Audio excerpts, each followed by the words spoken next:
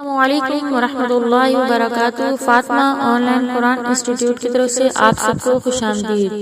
آج میں آپ کو دعا کا طریقہ بتاؤں گی۔ اگر آپ امام صاحب کے پیچھے نماز پڑھ رہے ہیں اور دعا مانگ رہے ہیں تو امام صاحب جو دعا مانگیں گے آپ اس کے آخر میں آمین کہیں گے تو وہ دعا آپ کے لیے بھی قبول ہو جائے گی۔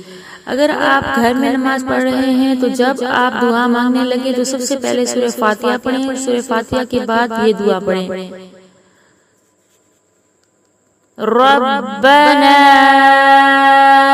آتنا في الدنيا حسنة وفي الآخرة حسنة وقنا عذاب النار۔